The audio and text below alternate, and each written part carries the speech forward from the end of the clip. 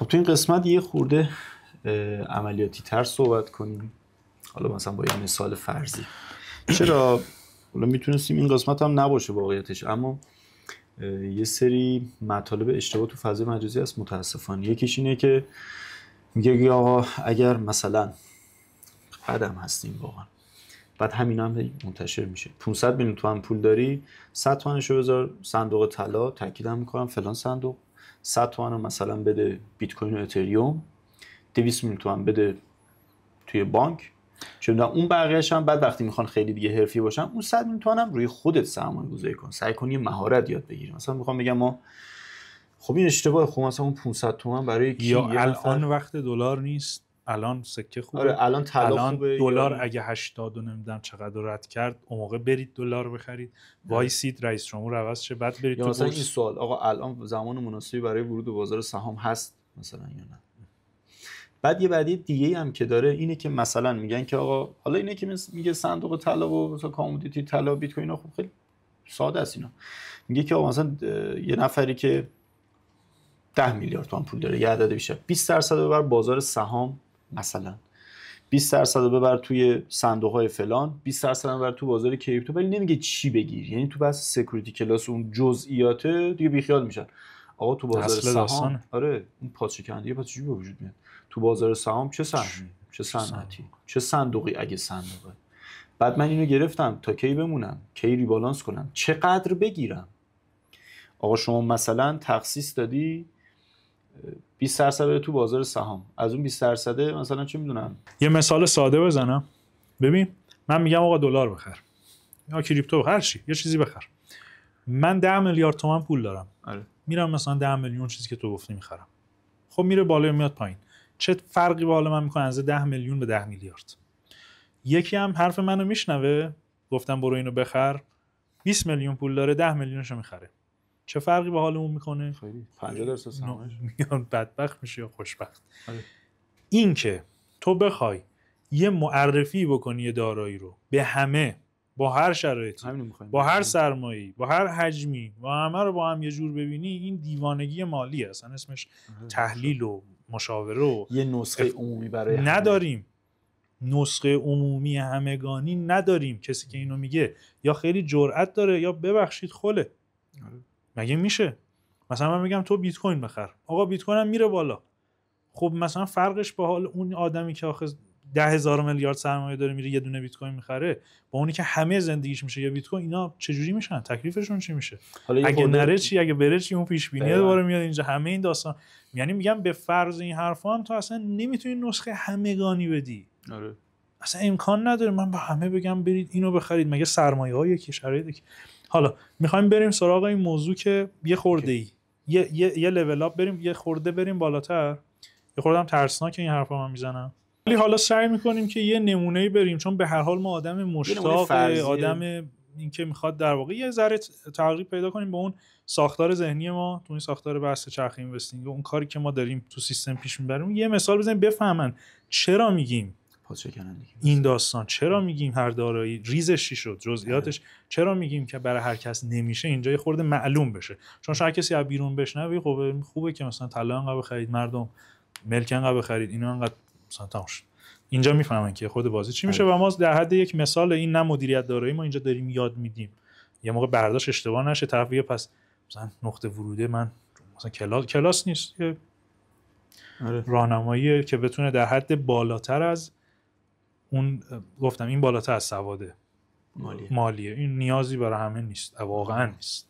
ما داریم یه خورده ای مثلا فرض کنید پزشکی بیاد مثلا توضیح بده آره این پروسه درمان یه همچین چیزی، یه خورده باهوش بشه طرف بدونه این پس یه همچین ذهنش نزد. ما الان سرمایه‌گذار داریم، حالا اینجا گفتیم مثال شخص مثلا ساکن کانادا ایران نیست که بگیم که این سیستم استراتژی که ساختیم حالا یه سال درگیرشون واقعا کار سخت و پیچیده‌ایه، مختص ایران هم نیست، مختص مارکت داریم دیگه. ما سرمایه‌گذارمون خیلیاشون ایران نیستن.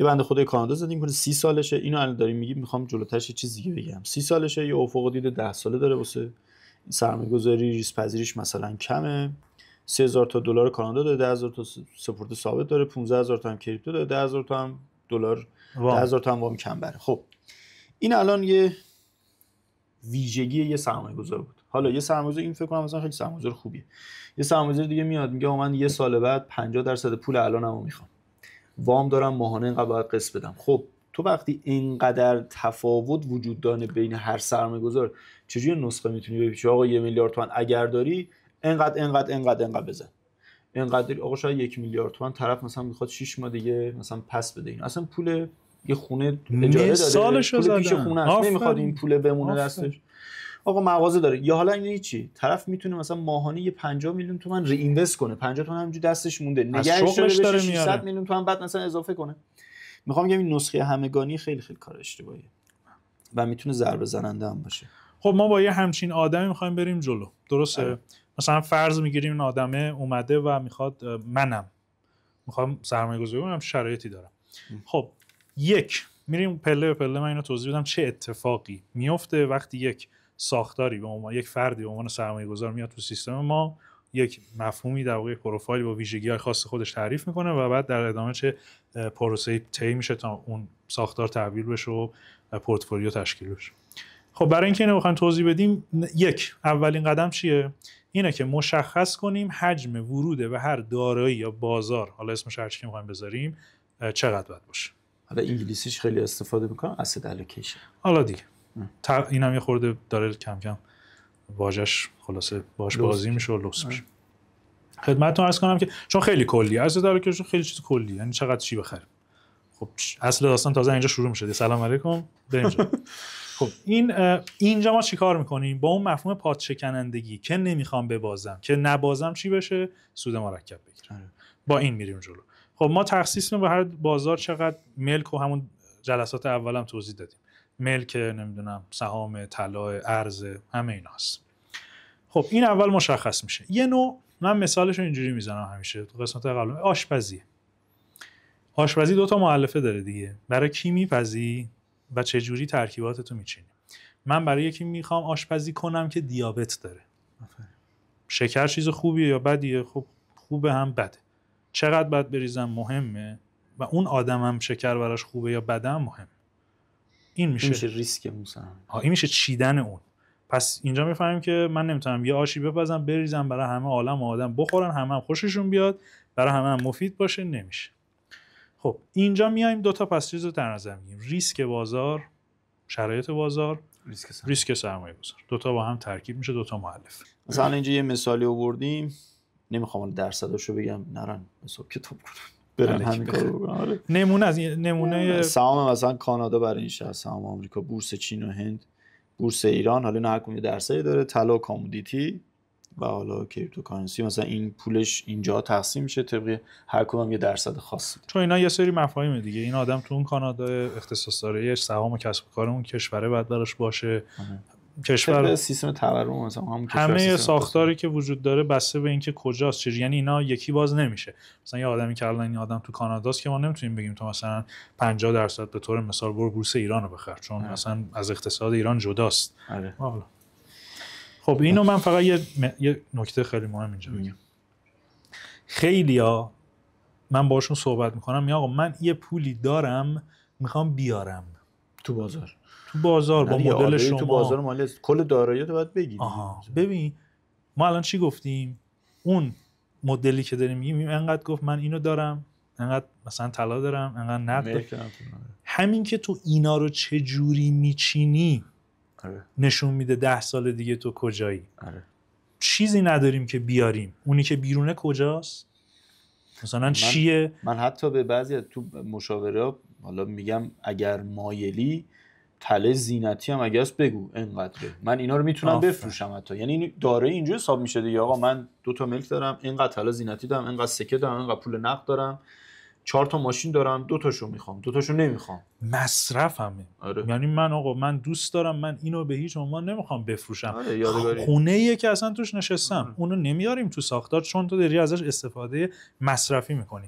اما ما چیزی نداریم بیاریم، هر چی هست. فقط مهم اینه درصداش چه شکلیه، چی و کجا خریدیم، چه شکلی خریدیم، چند درصد خریدیم. این که من زندگیم سهام اپل با اینکه زندگی من سهام فولاده، ما اینکه زندگی ما سکه بهاره، ما اینکه زمین توی مثلا کاشانه تو 20 سال آینده فرق نمیکنه. همه بازی همینه که این چقدر چی باشه دیگه. چیزی جز این نداریم. دقیقا. پس ما چیزی برای آوردن نداریم، هر چی هست.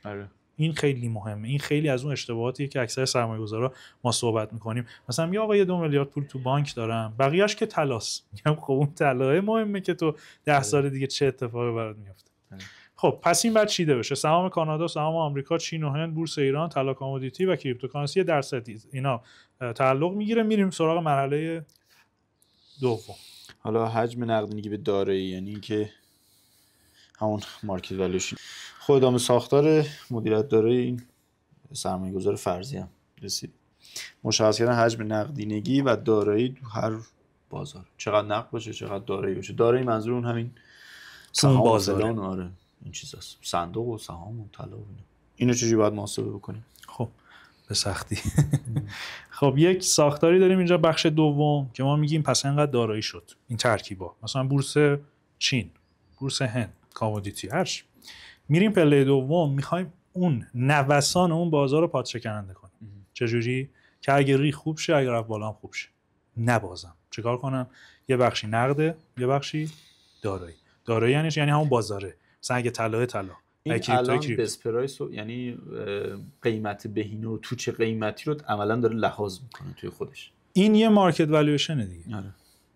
منتها پادشکننده، چون یه مؤلفه نداره، چندین مؤلفه امتیاز گذاری میشه، یک ساختار اینجا داده میشه. اینا تک تک این حرفایی که ما داریم میزنیم، برگردیم میگیم آقای ایکس، آقای ایگرگ، مؤسسه این، مؤسسه اون، با این ساختار اینا ترکیب شده. آره داره شده این. یعنی حرف از این که من دلم میخواد اینجوری کار کنم نمیزنیم. خب یعنی برای این اون بکر رو توضیح دادیم که به اینجا برسیم بگیم اینا. ما تو الان خیلی طولانی میشه، من بخوام میگم این مؤلفه برای آقای فلان، این نمیشه. خب پادشکنندگی نوسان قیمت، مرحله دوم، نقد، چقدر دارایی. خب اینا مؤلفه هایی داره دیگه. خدمت عرض کنم که من برای بورس امریکا رو یه سری مثال آوردم. حالا دوست داشتیم میذاریم، دوست داشتیم نمیذاریم. من چند تاشو میگم که بدونن ذهنشون نزدیک بشه که چه مدلی در واقع پیش میگیره. خب مثلا برای بورس امریکا پی وی شیلر، خدمتتون عرض کنم که ییلد کرو اون چی میگن منحنی نرخ بهره، که حالا میگم مثلا این به درد عموم جامعه نمیخوره. من باز میگم یه سری الان میرم بزنم بگم تو بشینن ترید کنن با این چیزا نکنن. یعنی منظور این فقط ذهنتون نزدیک شه که آقا اینجا صحبت مثلا کانال سعودی نیست، مووینگ اوریج نیست، مثلا این چیزا نیست. یا مثلا آره یه چیزای دیگه چیز نداره. یا کانفرنس بورد که شاخص اقتصاد کلانه. بعد اسپیکس جی دی پی بهش میگن بافت ایندیکیتور. خیلی طولانی میشه بخوایم. مین ریورشنه که تمام بحث تکنیکال میگه. این تکنیکال هم اینجا یه نقشی داره، هرچند کوچیک، یه نقش کوچیکی داره. مفهوم نمودار دیگه. آره دیگه، رو چارت دیگه. خب مارجین دت لول که اون در واقع باز خودش یعنی ایجش، اون بخش خوشگلش که الان من اینو پارسال برام توضیح دادیم، هم بخش چیز استراتژی شخصی است. شخصی که نه، استراتژی که ساختیمش مدلش کرد. آره این خیلی جذابش میکنه از بعد نوسانات اس&پی اینسایت، اون اینسایت که مدیرای خود دارایی چه عکس العملی داشتن توی بازار، و مثلا شاخص ویکس که شاخص به اصطلاح ترس و طمع یا هیجانات نوسانات بازار بورس امروز، اینا ترکیب میشه، امتیازدهی میشه، این نقدینگی به دارایی محاسبه میشه برای هر بازار. حالا سوال، الان شاخص ویکس ما برای طلا داریم؟ یا مثلا خرید و فروش مدیران مثلا مفهوم به اون شکل توی بازار دیگه نداره؟ اینا برای هر مارکتی بعد اقتصاد خوردش درک بشه. آقای اندیکاتور داشته باشیم هر جا بزنیم بفهمیم نمیشه. قشنگه، شما دوست داریم، من دوست دارم، همه دوست داریم باشه، ولی نیست. ولی قشنگ هم هست که نیست. ببخشید یه اندیکاتور بود که مینداخت میفهمید میره بالا دیگه، مزیت رقابتی چی میشه؟ خب پس اینجا من اینو بگم، شما قشنگ هم هست برای جذابیت. برای بورس امریکا تعریف خودشو داره، بورس ایران تعریف خودشو داره، کریپتو یه مدلی داره. مثلا بچه‌های کریپتو کار میکنن، شاخص‌ها رو میدونن، یه سری مؤلفه‌ها رو اونجا اصلا فرمون کیف پول‌ها و تراکنش‌ها اصلا یه بازی دیگه است. اصلا با اینجا متفاوت. خب این البته یه سری جاها بعد ببینیم تاثیراتش چیه. اونجا کلان و اقتصاد این موارد هم خب تاثیر میذاره. به هر حال وقتی ما داریم این کارو انجام میدیم، هم روند اقتصاد کلان که داره به کدوم سمت میره در نظر میگیریم، هم ریسک‌های داخل.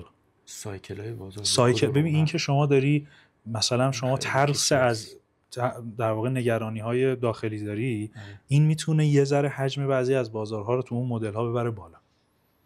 دخالت نمیدی، پادشکندگی رو به هم نمیزنی، پیش بینی نمی‌کنی. جنگ میخواد بشه برو طلا بخر. این شوخی‌های خنده‌دار انجام نمیدی، ولی تأثیرات اقتصاد کلان میتونه تو تخصیص داری تا حدی لحاظ مدل خودش رو داره. این حرفی که میزنم خیلی ترسناکه، باز کسی نره الکی با این کارا بازی کنه.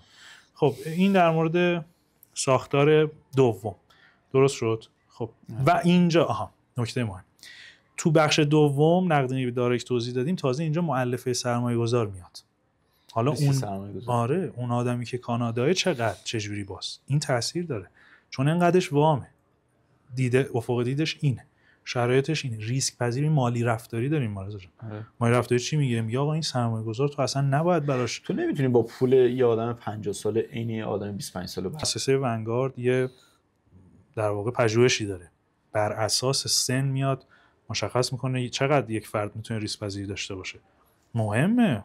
من یه مثال میزنم به خورده مثلا شاید چیز باشه، میگم یه فردی 100 سالشه، انشالله که هر کی اصلا رو 200 سالم میکنه، ولی من اگه فکر میکنم یه بازار عالیه ولی این 5 سال میره تو رکود بعد پرواز میکنه، به درد این میخوره؟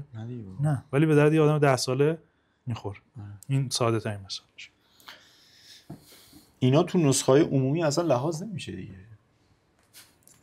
هی به اون میرسیم که امسال سال طلاست. شاید خنده داره. الان آخه چیزی که داری میگی 99% محتوای سوشال ما همینه.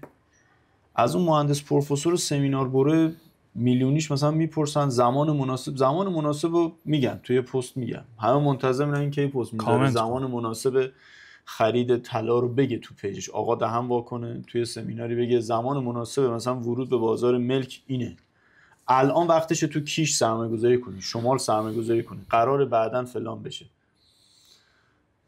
زمان مناسب، قیمت مناسب. اینو واقعا چرت و پرته به نظرم. فرصت زمان مناسب کیه؟ تو چجوری میتونی تشخیص بدی؟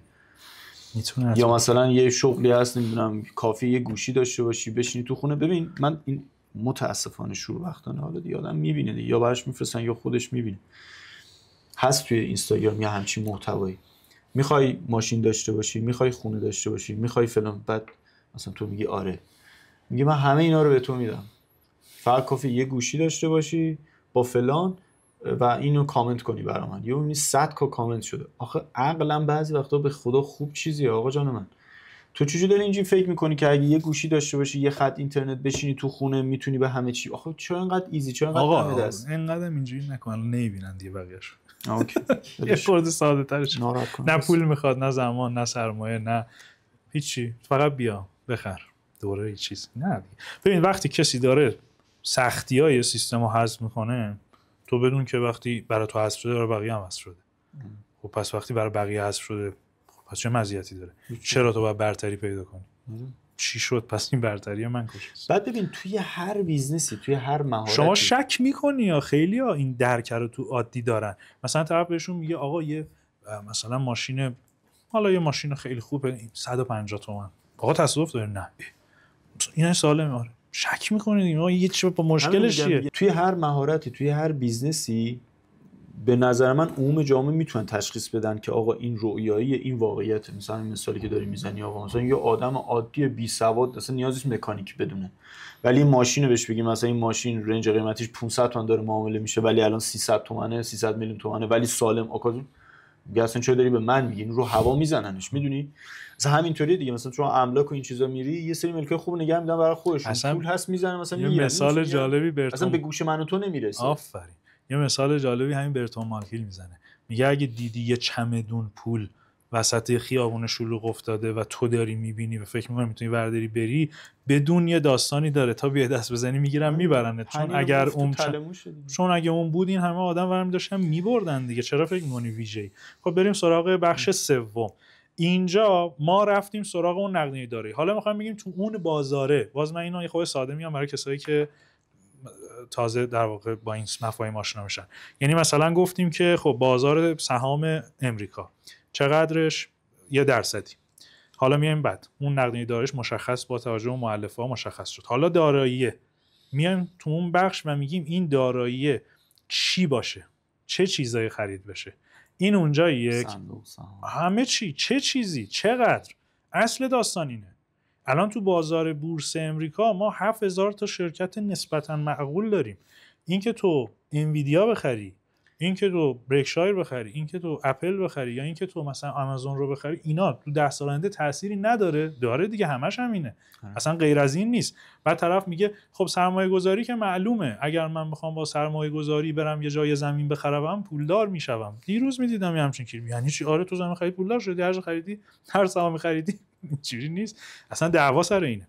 خب پس اینجا میخوایم چی رو پادشه کننده کنیم؟ چه در واقع عمل کرده شرکت ها و سهام رو. خب میام سراغ بورس امریکا. از بین هزاران شرکتی که وجود داره، خب یه سریا فیلتر میشن، از میرن بیرون، خیلیاش حذف میشه، یه سریا میمونه. توی اون بخشایی که میمونه بر اساس ارزش گذاری ما میایم امتیازدهی میکنیم. باز اینجا متد گزینش سهام توی بازار بورس بازار بورس امریکا برگرفته از تخصص هر کدوم. یکی رو کیفیت سهام، یکی رو آینده پژوهی. یعنی اون 30-40 نفری بود مدیر داره بررسی شدن، برگ برنده‌ای داره. آره اوکی. اون برگ برنده‌ها اینجا استفاده میشه دیگه. اونا رو برای همین گفتیم دیگه که تو باید بدونی تازه کدومش رو کجا استفاده کنی. یه موقعی هست برگ برنده آدمی که افق دید صندوقش 20 ساله است، به درد کسی که من دارم براش اون پورتفولیو مدیریت می‌کنم نمیخوره. آره. یعنی آینده پژوهی به درد اون آدمی که 3 ماه میخواد سرمایه گذاری کنه نمیخوره. اینجا مسئله خورده‌ای تازه چیز میشه. بعد اگه شما فقط آینده پژوهی بلد باشی گند میزنید تو پول، یا برعکسش اینو بلد باشی اونو بلد باشی. حالا اینجا جاییه که این مدل‌های اینستاگرامی دیگه تا اینجا استاپ میشن. یعنی ما این مدل رو داریم، خب آقایون برادرای گرامی 20% طلا 30% برو تو بورس، انقدر سهام انقدر ملک، همون شد. خب بقیه‌اش چی شد؟ سهام چی؟ اینجا تازه اون شروع میشه. چقدر سهام امریکا، چقدر سهام چین، چی چقدر جزئیاتش مهم. خب میریم سراغ اینجا توضیح دادیم ما سیستممون همون سیستم هیبرید ترکیبی. کیفیت مهمه برای اون انتخاب اون شرکته. بعضیا باز دنبال فرمول جادویی ان اینجا، به اون معنا که یه دونه فرمول مثلا مد شده پی بعدی پایین بخر، نمیدونم چی بخر. این شوخی نکن. آره که بعد ما تو پورتفولیو داشتیم، باز یه شرکتی بود تو بورس ایران داشتی صحبتش می‌کردی قبلش، چیز گفتین این شکلی بود، بعد باز همینجوری رفت بالا. خب گرون به ظاهر بود دیگه. آره. خب پس فقط یعنی میگم چارتی خیلی گرون بود دیگه. واقعا پیبری گرون بود، همه چی گرون. آره. خب کیفیت، مقرون به صرفگی، رشد، سیاست گردش سود، ریسک نوسانات، آینده پژوهی محصول اون شرکت و کمپانی، مزایا معایب صنعت، رشد مرکب، ارزش گذاری و اینا امتیازدهی میشه.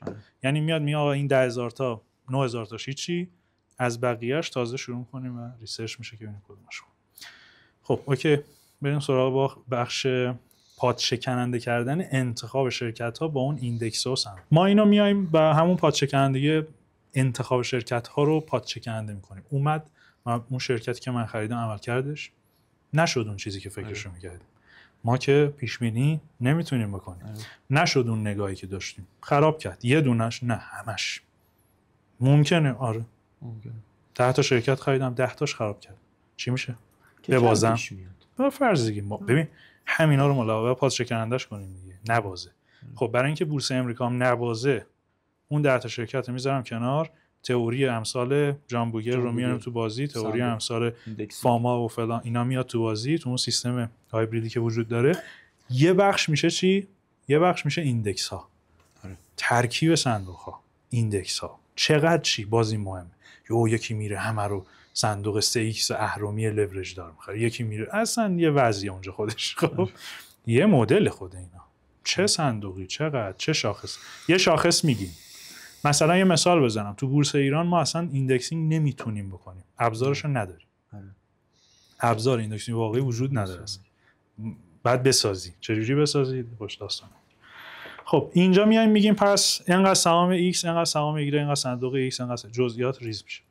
بر اساس باز دوباره اون سرمایه گذار و اون امتیازی که به وجود اومده، اون آدمه. یعنی برای همه نیست. چی بخریم؟ من چه میدونم تو کی هستی، چقدر سرمایه، چه جوری فلان، چی بخریم تازه. یعنی اولا طرف همون CFA از IPS Investment Policy Statement پر نکنه، افق زمانیش، ریسک و بازش، شخصیت طرف مشخص نشه، اینجا رو میشه پروفایل. تا پروفایل اون شخص مشخص نباشه هیچ کاری نمیشه کرد.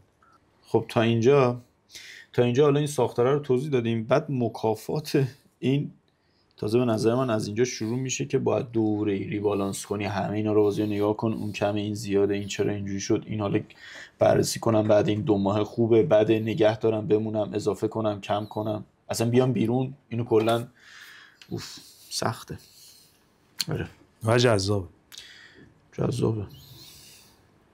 خیلی بحث ترید هم اینجا اعمال میشه دیگه. خب اینجا چی پادشه کننده میشه تو مرحله 4؟ تغییرات تو طول زمان. مثلا فلان شرک فلان توکن الان خوبه، شاید 3 ماه دیگه خوب نباشه. مگه ما درختیم؟ یا مثلا فلان شرکت خوبه، خوب الان خوبه، بعدن چی؟ 10 ماه دیگه چی؟ صورت یعنی مثل یه موجود زنده است. توی این چیز، توی این ساختار، کلا ساختار این تیپی، اون مدیرای دارایی، اون چیزی که متمایزشون میکنه سود اصلی رو میده مکانیزم سود مرکبه، نه انتخاب هاشون الزاما. یعنی همه انتخاباشون اوکی نبوده. نه، خود بافت میگه من خیلی خیلی خوب گفته باشم تو کل تاریخ مدیریت داراییم 10-15 تا دارایی خوب انتخاب کرد. خوبه، بقیه مثلا بعد متوسط بوده، شناسه زیان کرده اومده بیرون دیگه. اما اونی که خوب بوده مرکب شده و کل ساختار رو تونسته مرکب کنه. بمونه. جنگ اینه، اتفاقات درگیریه. گفتم الان سعی نکرده تایم مثاله. الان من کسب و کار خودم رو میتونم سالی $20 بزرگ بکنم؟ امکان نداره تو بتونی. امکان نداره، مگه این که بعد 10 سال بشی جزو بهترین کسب و کار دنیا. میتونی. یعنی پس من پول از کسب و کارم میارم اینجا توزیع میکنم، کسب و کارهایی که میتونن از اقتصاد بهتر عمل کنن و میخرم که با اینا همراه بشم. وگرنه من مثلا من یک رستوران دارم، چجوری میتونم با نرخ مرکب دلاری مثلا 20% در سال رشد کنم برای 10 سال آینده؟ امکان نداره. مکدونالد باید بشی. این رو میریم سراغ مرحله بعد. پس این سرمایه گذار ما که کانادا بود، هر چند وقت یه بار تمام اینها ارزش گذاری. الان ترید میگن چیه سرمایه گذاری چی؟ خب این ترید نیست، هست دیگه. چی کار میکنی؟ این سهام فروخته میشه، به جاش این خرج. چرا؟ نه به خاطر اینکه مثلا حد ضرر به اون معنا خورده، به خاطر اینکه امتیازش اومده پایین، اون امتیاز ارزش گذاری بعد درکش رفته بالاتر. از اون ور میذاری اونجا، از این فروخته میشه میره اونجا. یه سوالی هم پرسیدم، یا چرا سیستم حد ضرر رو معنا نداره؟ حد ضررش اینه دیگه. حد ضرر ما چیه؟ جابجایی دارایی. این میره قیمت نیست، چون قیمت دیگه اثر از هر ترس و طمع و نوسانات و فلان چیزاست. و این میشه در واقع بعضی دارایی‌ها میرن بیرون کلا. حالا شرکت توکن کامودیتی مثلا گندمه به فرض، میره بیرون، اون یکی جاش میاد، مس جاش میاد، این میره بیرون. این ترکیب میشه چرخش. این چرخشه در واقع میشه اون ترید. بعضیا حجمشون کم میشه، حجمشون زیاد میشه، یه داره دیگه. همه این تغییرات میتونه الان اتفاقی که میفته تموم شد دیگه. من دیگه فکر نمی‌کنم مطلب خاصی مونده باشه. میخوای جمع‌بندی کنی؟ خب آره، من اینو جمع‌بندی بکنم. این نکته هم بگم این آخر که در ارتباط اینجا نوشته بودم اینم یادم نره. ببینید سوالی که باز میپرسم و خیلی خیلی زیاده، کجا بخریم؟ چند بخریم؟ میگم گفتم چون اینجا نوشته اینو بگو. چه قیمتی ورود کنیم؟ اگه شما پیش بینی نمی‌کنی بیت کوین رو چند می‌خری؟ طلا رو چند بخریم؟ الان وقت خوبی برای خرید بیت کوین هست. برای طلا چی هست؟ سهام چی هست؟ چند بخریم؟ چند رو ولش کن. چقدر از کل داراییت چیو بخری؟ چند بر اساس ریسک خودت. چند وجود نداره تو دنیای مالی. آدمای حرفه‌ای بازار که دوره میز میشینن، کننده هایی که گفتیم، برن ببینن مناظره هاشون و مصاحبه هاشون رو، نمیگن بیت کوین چند، اون بگه مثلا 50 رو رد کرد بخر، این بگه چی میگن آیا این 1% ارزش داره تو دارایی من باشه یا 20% باشه؟ چون تأثیرش مهمه. چه وزنی داشته باشه به نسبت دارایی من، ریسک من، دارایی من، اون مهمه. مثلا 1 میلیون بیت کوین بخر، 1 میلیون من چقدر از پول من میشه، چقدر پول شما میشه؟ این مهمه. یعنی ما چند نداریم، چه قیمتی بخریم نداریم، چه حجمی از کل داراییم رو به این دارایی اختصاص بدم، اینو داریم. و من صادقانه بگم در این لحظه، یعنی این لحظه الان ریسک اینجوریه، یه چیزیه، 2 سال دیگه یه چیز دیگه است. واقعا نمیشه این مطالب و حالا من 1 سال با خود در ارتباطم، واقعا این مطالب رو نمیشه مثلا توی وبینار 2 ساعته با قیمت 3 میلیون میشه. چرا؟ فقط بعد دیگه مهم نباشه بعدش اتفاق. نه دیگه خب اصلا نمیشه. برات نباید مهم باشه که بعدش اون طرف پولش میشه. مثلا یه نفرم که سی اف خیلی امتحان سختیه، خیلی مدرک سختیه، مثلا 4 سال طول میکشه، حالا مثلا 3 سال 4 سال طول میشه، شما سه لولش واقعا سخته. الان که اصلا تو ایران نمیتونی. 12 13 سال پیش من لول یکیشو رفتم سر کلاس نتونستم آزمونم بدم، نشد. ولی واقعا پیچیده است. لول 3 که تشریحی واقعا کار سختیه. شما سی اف ای رو بگیری تازه تهش کسی میشه که همه ابزارا رو میشناسی، شاید نتونی به اون صورت مدیریت دارایی انجام بدی. بعد چجوری مثلا توی آقای 3 میلیون تومان وبینار گذاشتی تو اینستاگرام به 10,000 نفر داری میفروشی، مثلا به سبک هج فاند، مثلا هج فاندهای دنیا اومدن به تو یاد دادن، تو هم 3 میلیون تومان داری میفروشی به مردم. خوبه کجا بودی تو؟ بعد ببین خب اگر شما فکر میکنی خیلی این محتوایی که داری میگی محتوای ارزنده‌ایه، بذار 100 میلیون تومان ببینم چند نفر میان. 3 میلیون تومان میذاری که همه مردم رو درگیر کنه، اون نجار و بقال و اون کسی که واقعا تقاضا چیز دیگه است، طفل معصوم چیزی نمیدونه، طرف دانشجو، ما 3 میلیون تومان من بده، من برم این پول دوره اینو میخوام به سبک هج فاندرا مدیریت دارایی انجام بدم، میری میمونی توش، کسی پاسخگو نیست. و اون شخص چون میخواد پاسخگو نباشه وبینارشو میذاره، نمیگه آقا بیا مثلا خودم برات انجام میدم، هر 2 ماه بار تو میخوای ریبالانس کنی من برات ریبالانس میکنم، بیا 1 ماه 2 ماه. یه تفاوتی هست بین آموزش و مشاوره و این کار مدیریت. آموزش که خب هیچی، من این دوره رو تو آموزش خدافظ تمام، یاد بگیر دیگه، مثل آموزش آرایشگری مثلا، آره آموزش رانندگی برو دیگه یاد گرفتی برو. این که خب الان شده پکیج فروشی تو بحث ترید و بازار مالی. یه حالت مشاوره داره که شما مثلا اسپسیفیک میری با یک، حالا یه شخصی، یه مدیری، یه کسی تو اینستاگرام، مثلا یه دکتری، مهندسی، میشی صحبت میکنی، 1 ساعت 2 ساعت وقتشو به تو اختصاص میده، یه پول هرفتم میگیره، میشینه همونجا میگه خب آقا مثلا من دوست داشتم شما از نزدیک ببینم فلانم، یه 2 تا امضا من بده و 1-2 ساعت آره ما اینیم فلانیم، چی برای من خوبه. بیشتر اون شخص میره برای کانکشنه، اون شخصی که خیلی پول داره برای مشاوره نمیره برای اینکه مثلا واقعا چیزی یاد بگیره. 2 ساعت طرفو میبینه میره.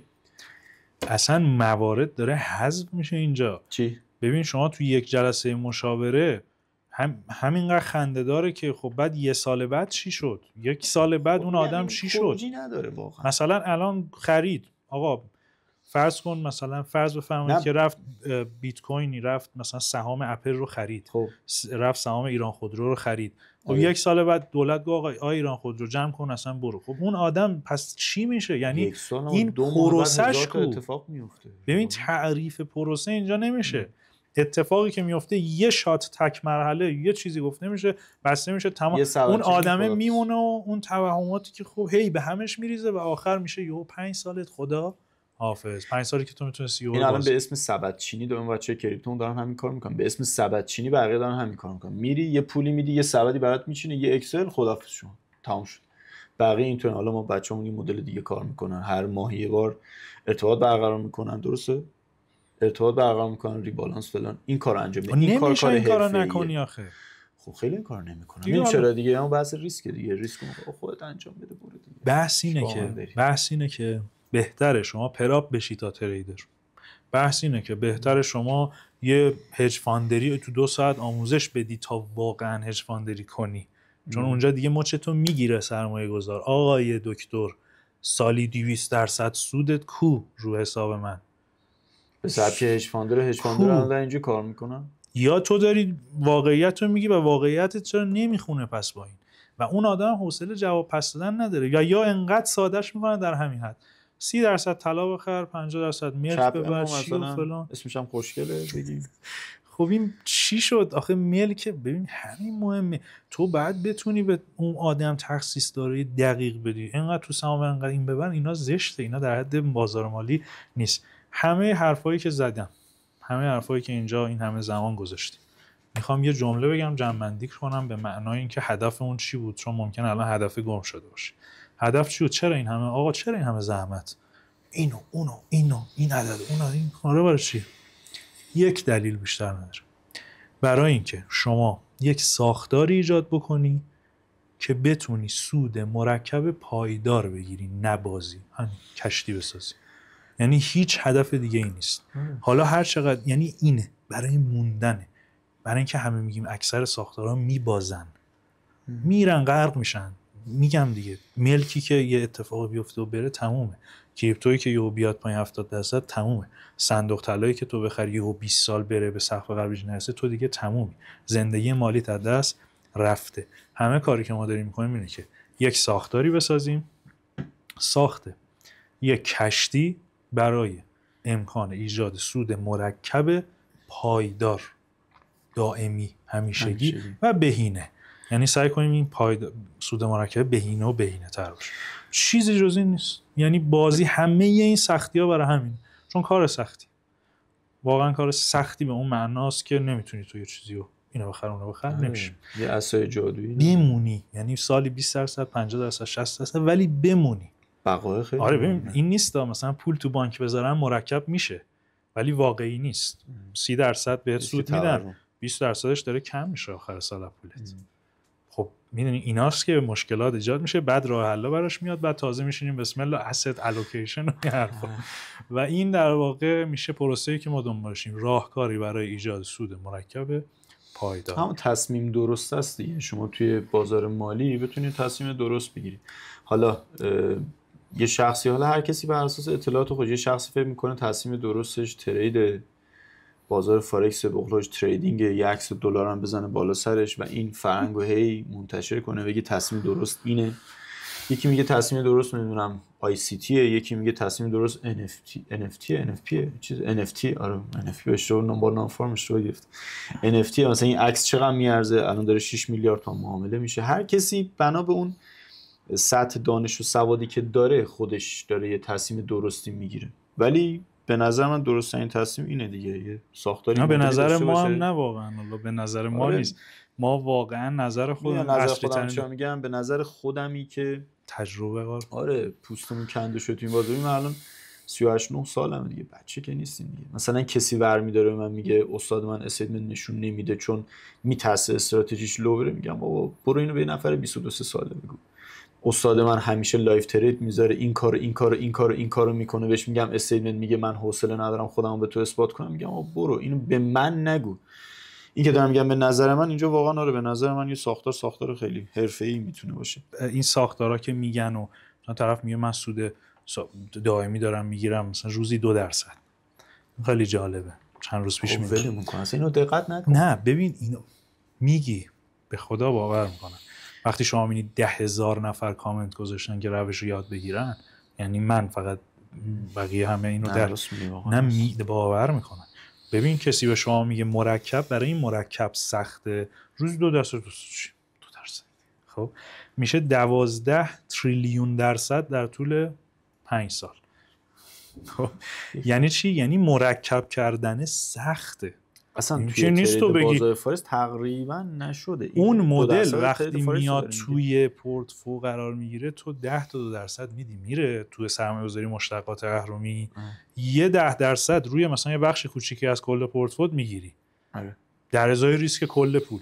این اونی که شغلش کنی روزی 2% با 100 میلیون همه زندگی یعنی مرکب کردن سخته. روی ماشین حسابی بزنید ببینید آقا این عزیز دلی که روزی 2%، یه چیزی بگم مثلا بهتر شاید اینم بمونه، هر کسی به شما گفت من میتونم سود مرکب بالای 15-20% در ماه بگیرم، مرکب دائمی پایدار، یا روانیه یا کلاهبرداره.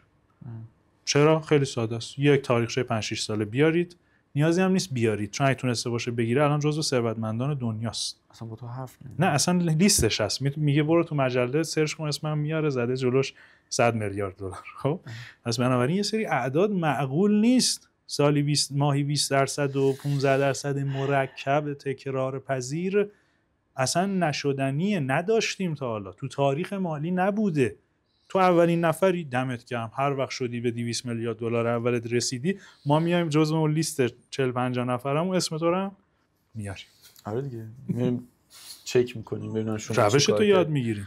آره واقعا روش تو یاد میگیریم ببینم چه جوریه. ما دنبال برنده هاییم دیگه. ما که خدای نکرده رضا جان مثلا ما مشکلی که نداریم، لجی نداریم، مثلا لجبازی نمیخوایم. ما میگیم برنده ها کیا بودن؟ اینا روشاشون چیا بوده؟ اینا آدم با پول خودش شوخی که نمی‌کنه. من می‌خوام پول خودم رشد کنه. خب چه لجی دارم اگه مثلا شما خوب کار کردی. آره دلیل میگیرن دیگه واسه لج و لجوزی، نه این خوبه اون خوبه. مگه اینا کیان؟ مگه اینا من باشون قرارداد امضا کردم؟ خب اینا هم یه آدمای غریبه‌ای بودن. مارکت تبلیغاتشون مثلا اسمشو میارم میام فردا به حسابم مثلا آیه جان بویل مثلا چیز کارت به کارت میکنه برام، کارت به کارتی برام نمیکنه. اینا هم یه آدمایی بودن که محقق کردن منتها رفتار منطقی و درست شد. این ساختار درستیه. الان من حالا خیلی عامیانه میخوام جواب بدم اینو، فکر میکنم تو FAQ قسمت بعدم داشته باشیم فرصش مطالعه، ولی الان بگم بحث این که حالا ترید فارکس و سرمایه‌گذاری مشتقات به صورت های ریسک و این چیزا جاش کجاست. خودت ببین دیگه آقای بقول این اینستاگرامی تریدر، مثلا فول تایم تریدر، من یک تریدرم تاریک فلان اینا، 1 سال گشتم این استراتژی رو پیدا کردم، 6 ماه به من اینجوری سود داد، اینو کامنت کن تا اینو برات بفرستم. مثلا اینو میگی من 1 سال جون کندم بعد 6 ماه حسابم 3 برابر کردم، مثلا یه گنجی پیدا کردم، به این گنجم به تو میگم تو هم برو بردار. ما که بخیل نیستیم. ببین ما ادبیات این مدلی خیلی مشمئز کننده واقعا. خودت دیگه ببین چقدر سرمایه داری، چقدر انرژی داری، همون تریدینگ و سرمایه‌گذاری رو مشتقات به صورت های ریسک. الان خود شخصی که تریدر باشه میدونه چه کار پر ریسکی داره میکنه، چه بازارایی هست، چه داستانی هست، چه نوساناتی هست که حالا من کل پولم رو برداشتم مثلا تو معاملات CFD با لورج 100 200 دارم کار میکنم. این کجاست؟ اون سهامو بعد با خودش میپرسه دیگه، از خودش میپرسه یک تریدری که حالا تو بازار فارکسه. حتی اون این کاراش هم الان این کسی که تنها درآمدش پکیج و پیجش و مشاوره ها و منتورشیپ ها و این چیزاشه، خود اون شخص هم مطمئن باش برمی‌داره یه همچین چیزی برای خودش درست میکنه. آره من هیچی ندارم، چیکار فقط پیجمو بگیرن ازم. بنده خدا بود دیگه، گفته بود که این داره ما رو اذیت میکنه، ما رو نون خوردن میندازه با پیج مثلا نکن. خب بعد دیگه یعنی من متکیم به این پیجم نباشه بیچاره میرم شکایت میکنم ازت. آره 1 میلیون مثلا فالوور دارم، پیج رو باید نگهش دارم دیگه. ادعا میشه مثلا AUM هم 100 میلیون دلاره، من نمیدونم اون باور کنم اینو باور کنم. حالا تریدر خودش فکر کنه دیگه، بگه آقا من الان مثلا حالا تریدر خیلی با پول زیاد من میخوام مثال بزنم، مثلا طرف $100,000 داره، من این 100,000 تا رو همش باید بیارم تو بازار فارکس. این که خب میشه پیش بینی و تک خیلی از عوامل اونجا محقق میشه. آره ایزولو فلان. خب فکر منطقیش اینه، میگه خب من بخش زیادشو میبرم، این ساختار رو میچینم که خودت هم نمیتونی بچینی، باید حتما مدیر دارایی کنارت باشه. میام میبینم مثلا میتونم با 5,000 تاش، با 1,000 تاش، با 2,000 تا، با 3,000 اصلا مفهوم داره دیگه. مثلا ما این مدلی که گفتیم بودیم آقا به فرض یک کسی مثل طالب، یک کسی مثلا مدلایی که توی اون افرادی که حالا اشفاندرایی که صحبتشو کردیم هستن، آدمایی که مشتقات سرمایه‌گذاری رو مشتقات مقطعی نیست. ببین خیلی حالا پروسهش اونجا تعریف کردیم دیگه. شما میای ببین این حرف اینه که توقعی که ایجاد میشه اون واقعیت نیست. سرمایه‌گذاری رو مشتقاتی که حالا ما داریم الان ساختارش میریم جلو چیه؟ شما میگی که آقای معماری من اینجا اومدم چون روی نفت ما دارایی داریم، نفت رو ترید میکنم، من روی مشتقات نفت اومدم سرمایه‌گذاری اهرمی انجام دادم، فیلم شده رون داراییمه مشتقاتش. این شغل نیست که آخه، یعنی تو بری کلا من شما چی کاره هستید، من کلا تو مشتقات نفت همه زندگیمو بردم، شغلم هم گذاشتم کنار. این آخه زشت میشه. تعریفش سر جای خودش باید باشه. داراییشو داری، مشتقاتشو میخوای. حالا کسایی هستن تو همین سیستمه، ببین همین مشتقاتو من برای یه آقایی که کارمند مثلا اداره برق یا آدم خیلی خاصیه، بعد میگه من ریسک وزنی پایینه، میخواد کشوت داشت مثلا ماهی 30 میلیون تومان از پورتفوش برداره، ویژگی‌های خاصی داره، من مشتقات برای میذارم. نمیذارم. این آدم مثلا تحملش نداره. مثلا 3-4% پورتفوش یهو بره. ممکنه دیگه تو 3 بار 3% میدی که یه بار شاید 15% بگیری. آره. خب پس بنابراین این ساختار هر چی جای خودش. حرف ما اینه. میگم آقا ملک میگی چی؟ جاش مشخص. سهام میگی چی؟ جاش مشخص. طلا چیه؟ جاش مشخص. بانک چیه؟ جاش مشخص. هر چیزی یه تعریفی داره. ورود و خروج چه شکلی شد؟ این شکلی شد. مشتقات چیه؟ اهرم و آپشن و آتی و فیوچر و سلف و نمیدونم فوروارد. خیلی بچگانه است که تو مثلا چون ساده سازی تو ساده سازی نکنی نمیتونی خوب بفروشی. من اگه بگم به جای این همه حرف که آخرش هم به ما بگن اینا برای چی اینقدر سختش میکنی، خب من اگه بگم آقا تو با روش ICT میتونی بیای به روش بانک ها پولدار بشی، خب این راحت‌تر فروخته میشه دیگه. دروغ خیلی دروغ بزرگیه یعنی. راحت‌تر فروخته میشه. آره. و این چاره‌ای نیست، یعنی متاسفانه تبلیغات هی اون بخش رو بزرگتر میکنه. اینجوری میشه چون که هی پول میاد. ببین شما همین که میگی دیگه، مثلا این طرف اون سمینار رو میفروشه به شما و 100 میلیارد تومان پول میره تو جیبش، با اون 100 میلیارد تومان مارکتینگ میکنه، ماشین و خونه و تبلیغات و اینستاگرام و کامنت مارکتینگ و نمیدونم این، بعد اونو دوباره میاره بزرگ میکنه، دوباره مشتری 3 میلیونای جدید به چندین هزار. یعنی خب این آدمی که داره میشه. اشتباه میگه هی داره گنده قوی تر میشه، چون هی ساده تر میگه، آدمای معمولی رو راحت تر جذب میکنه و سیستم اشتباه. حالا این قشنگه، حالا شما سیستم درست و منطقی رو از آدمایی که تجربه کردن، صادقانه حرف زدن، پولی نخواستن از شما بگیرن، حرف در واقع نیتشون صادقانه این بود که یک تغییر ایجاد کنن توی مارکت. من فکر میکنم، امیدوارم که این ویدیوها تاثیرگذار بتونه باشه. امیدوارم این اتفاق بیفته. من که حالا با خودت یه ساله که دارم میام جلو، خیلی حالا این دیتا واقعا دیتا پیچیده‌ایه. من فکر کنم این مدل‌های خورده‌ای بعداً ازش بیاد بیرون و یه سری اتفاقا این شکلی به راحتی من دارم بهت میگم، چون ریسرچر رو ریسرچر نذاریم اسمشو، کسایی که حالا خیلی تو گوگل سرچ میکنن این سایت اون رقیب، این رقیب داره چیکار میکنه، همین فردا که این ویدیو بیاد بیرون یه مدل پیج اینستاگرام آره تا یه چیزی از این در میاد، میگم ما داریم این کارو میکنیم و چون مخاطب اینو تفکیک کنیم و اگر کسی صادقانه یعنی اومد تو ساختار درست، خیلی من دستش هم میبوسم. نمیاد، من میدونم. اگر رفت تو ساختاری که مثلا آقا بذار این حرفا هم یه چیزی بفروشیم، این خدایا نکنه اتفاق بیفته. من شخصا اینجا دارم میگم من رضایت ندارم خودم، من اینجا میگم من رضایت ندارم کسی از این حرفا یه چیزی که خودش هم نمیفهمه چیه رو مثل کپم در بیاره یه محصولی رو به مردم بفروشه. من رضایت ندارم، ولی از اون طرف دست کسی رو میبوسم که بگه آقا چه مثلا قشنگ بعدم نبود، بریم مثلا بدونیم چیه، یه خورده رو تحقیق کنیم. من دستشم درد نکنه، داره به مردم کمک میکنه، از اون سیستما تغییر میده. این خب خیلی خوبه. میگم خدا کنه که این آگاهی پخش بشه، همه بند نکنن تو ترید، تو بازار فارکس، تو اسکپ، تو دی ترید، تو طلا.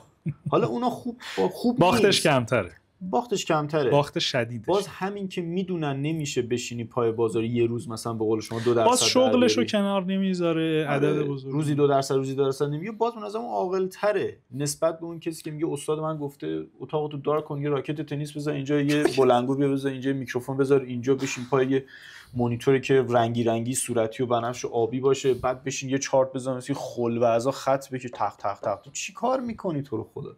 کدوم استاد نفهمه تو اینو به تو گفته؟ مگه خودش از این کارا میکنه؟ به والله قسم اصلا خیرشون پای چارت نمیشینن، ترید نمیکنن. چه تریدی، چه آشی، چه کشکی. مثلا آقا شخص لایو ترید برمی‌داره میذاره 1000 تا زحمت میکشه، بعد همین که بهش میگه آقا این اینوستور پسورد تو، آقا استیتمنت مای فیسبوک چیزه، استراتژی میدوزه، یه ما اینوستور پس تو بده به مردم. آقا کپی ترید بزن که آیدیش برای خود باشه، اون که دیگه مای فیسبوک نیست که بگه استراتژی میدوزه. ما این ساختارمون کپی ترید دیگه، یعنی این ساختار ما کپی اینوستینگه، مثال اسمش هر چی می‌خوایم بزنیم کپیه دیگه. یعنی من میگم این مدل رو تو میام رو ساختار هر شخص هم فرق میکنه دیگه، درستش نمیشه دیگه. من دارم این مدل رو ساختار سرمایه تو کپی میکنم، یعنی پای حرفی که میزنم هستم، نمیام یه چیزی بگم که پوستم تو بازی نیست. یعنی خودم میفهم دارم چی میگم، حرف اضافه هم نمیتونم بزنم بگم مایی 2000% تو میگی آقای معماری مایی 2000 کو، یا خودت در میری 2000% به من نمیگی، بالاخره یکی با من درگیر میشه دیگه. ولی اگه بگم نه مایی 2000% فقط آموزششو میفروشم، آقا دست دادن شاید سود خوبی بفرما تقدیم به شما برو. خب این این کارو ما انجام میدیم، کپی ترید این مدلو. یا بزرگان ما الان آقای بافت شغلش چیه؟ شغلش نه سبد دارایی خودشو داره، شغلش چیه؟ مدیر دارایی چینه برای بقیه کار. 1 تریلیون دلار که مال خودش نیست، 100 تاش مال خودشه، 900 تاش مال بقیه است. 900 تا دارن یه سری از این بچه‌های 900 تا دارن. پس بنابراین این مهمه مسئله که تاریخچه باید داشته باشه، اون چارچوب نظری که کسی به شما ارائه میکنه، آقا این بخش مال آقای فلانی، این بخش مال آقای فلانی، این بخش مال مؤسسه این بخش مال 1 2 باید اون تاریخچه مستندی که در واقع راجبش صحبت میکنه بتونه اگه راجب ترید و روش شخصی ابداع کرده نمیدونم یا روش اسکلپ شخصی خودشه رو به شما نشون بده، استیتمنت در 5 ساله رو، چون روش شخصیه که ما که نمیتونیم بریم بکش رو ببینیم مال خودش. و نکته بعد کپی تریدی چیزی اون کارو بتونه برای شما پوستش تو بازی باشه انجام بده، نه که 30% طلا بخواین اینقدر بخواین هزینه براش نده. فقط بگو شما هم میتونی بگی، من شما نمیتونی. تعیین موضع همیشه راحت ترین کار، هزینه رو اون شنونده میده دیگه، اون بره با میگه دیگه همون نسیم طالب میگه ریسک رو میفروشن به شما و خودشون بازده رو برمی‌دارن. حالا ما ریسک رو خودمون برداشتیم و بردش کردیم. درصدی برای خورد برده. خب امیدوارم که خوب بوده باشه. تشکر از شما که خیلی زحمت کشیدی و این پروسه ایجاد مفید بوده باشه و بتونن تصمیم درست بگیرن. دغدغه خود من که این بود که بتونیم یه راهی رو بزنیم سر راه مخاطب. دیگه هست دیگه، یکی از اول شروع کنه تا اینجا بیاد دیگه بعیده بگه آقا تصمیم اشتباهیه دیگه. اینجا اگه بخواد به پیش‌بینی تکیه کنه، به ترید و به یه چیزی هم بگم این حرف بمونه اینجا، حالا این ویدیو شاید بعد 5 سال باز دیده شد، ترید تو بازار فورکس روز به روز داره بی لول تر میشه. از اینکه یه نفر لخت میشه میشینه پای لایف ترید، یه نفر باور کن مثلا کامپیوترش یه دل مال 12 سال پیشه بعد لایف ترید میذاره میگه $2000 سود کردم، آقا تو لپتاپ تو عوض کن.